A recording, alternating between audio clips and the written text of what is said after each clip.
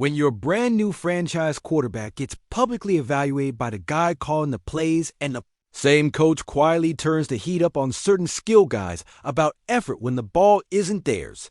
That's not just press conference filler. That's a message to the locker room with names attached, even if he didn't say them out loud.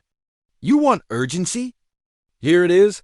Jobs and snap counts are on the table. The narrative around Caleb Williams is being dragged back from the hot take edges to the full take middle. And the difference between 0 to 2 noise and a climb back to relevance might come from how this team responds to that microphone moment. If you care about this team, you absolutely cannot miss what was said and what it really means underneath the quotes.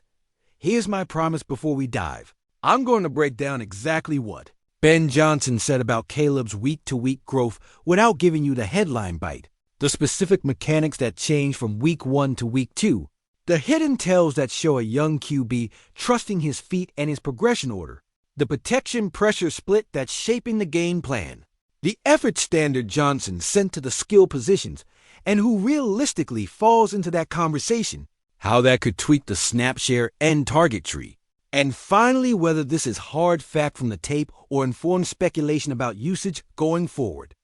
You'll walk out of here with a clear checklist for Sunday and a stance you can defend to anybody in the group chat.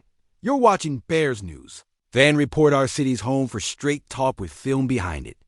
If you ride with this team the way we do, hit subscribe, drop a like, and turn on notifications. We're remodeling the structure of check out what Ben Johnson said about Caleb Williams from Chicago Bears Now. But we're doing it our way for this community.context first. Keep it honest.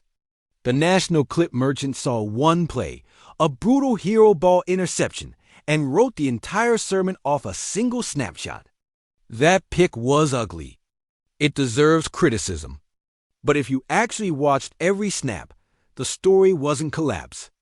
It was correction. Week 1 looked like a first start jumble. Occasional late eyes, a couple of hitches in the pocket, 1 or 2 misses when the landmark moved. Week 2, you saw a quarterback who looked more comfortable in chaos, who traded panic drift for purposeful movement, who found his 3rd and 4th read because his feet kept time with the concept. The stat line at halftime told that story efficient on schedule. 2 good touchdowns and 1 very bad mistake, and the clean pocket grade mirrored it. None of that erases the interception. All of it matters more than the clip. Now we say the quiet part out loud. The real news from the podium is twofold. First, Ben Johnson didn't hedge. He saw significant growth from Caleb Williams from week 1 to week 2. Not perfection. Not a parade. Growth. Progression discipline. Footwork tied to reads. Cleaner operation and rhythm. Second, he put skilled players on notice about what happens when the ball isn't finding them. Blocking, landmarks, route tempo, body language, the dirty work that separates professionals from highlight hunters. You didn't name names. You didn't have to. That's a standard broadcast to the room. Let's unpack the quarterback piece with the details that matter. The difference between processing and padding is your feet. On several concepts, you could see Caleb hit 1, 2, 3 in sequence, no extra gather. Ball out on the back foot to the correct leverage, particularly when the pocket was clean. On quick game, he ripped with confidence.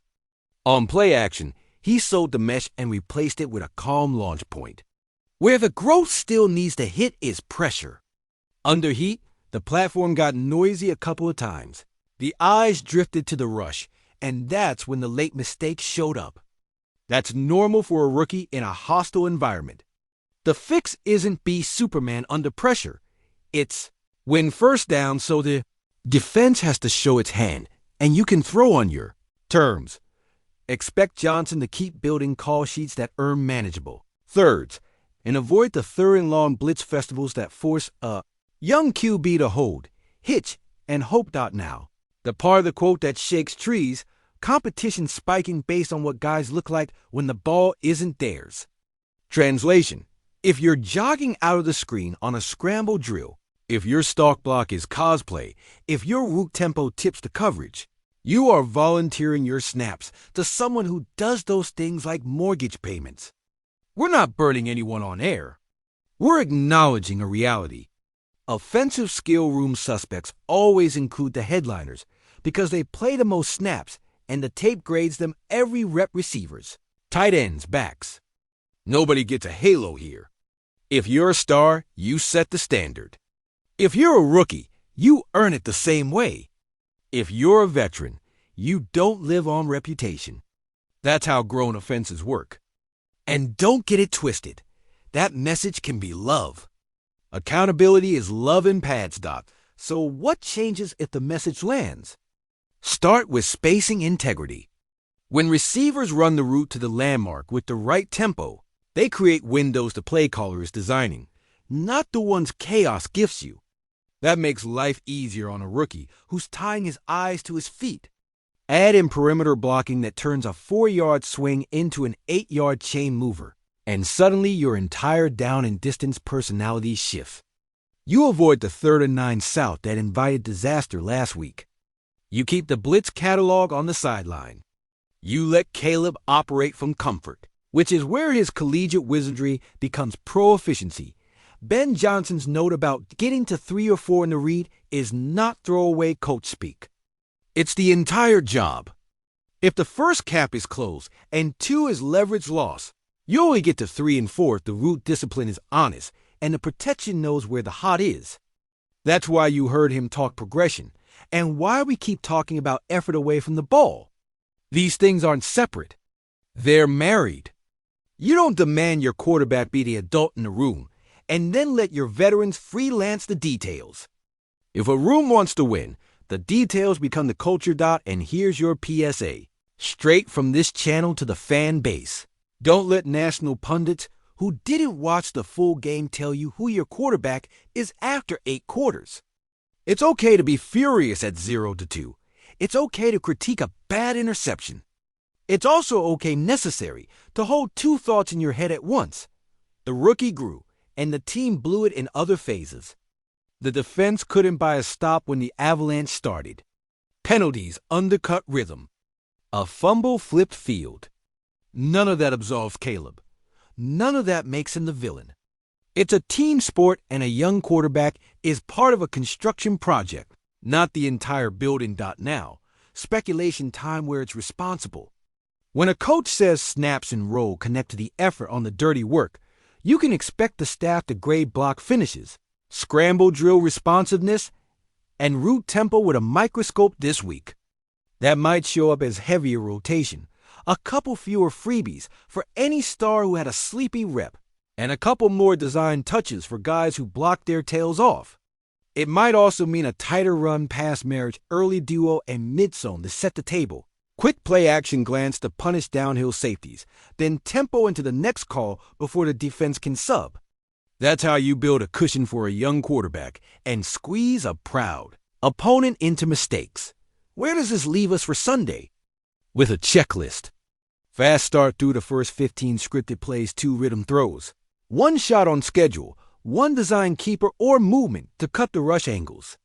Protection that declares the pitcher early, shift the back, widen the edge, slide to the side that brings heat most. Receiver room that treats every off-ball rep like the one that wins the game, sell deep to clear space.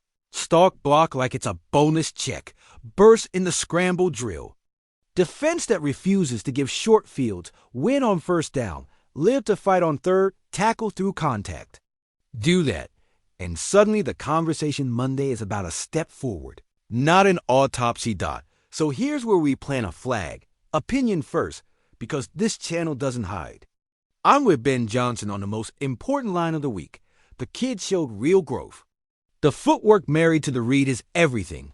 He earned the quick game. He earned the trust to hit 3 and 4. If the room answers the effort challenge and the staff keeps building a plan that plays to his current strengths while sanding his rough edges, this trajectory points up. That doesn't mean there won't be more bad interceptions or hot takes. It means the process is good. And good process wins over time. Your turn sound off. Who do you think the effort message was really for? And what's the one change you want to see in the first quarter to protect your quarterback? Should the staff tighten the rotation for accountability or keep the snaps wide to build trust? If you could lock in one stat for Sunday Caleb's clean pocket completion percentage, explosive plays created, or penalties under 5, what are you taking and why? Drop your answer in the comments and make it count. Because Bears News Fan Report is built on this community telling the truth to itself. If this breakdown hit you where you live, make sure you're subscribed, tap that like, and keep notifications on. We'll be here the second something breaks out of Hollis Hall, cutting through the noise and giving you the checklist that matters. Bear down and bring the standard with you.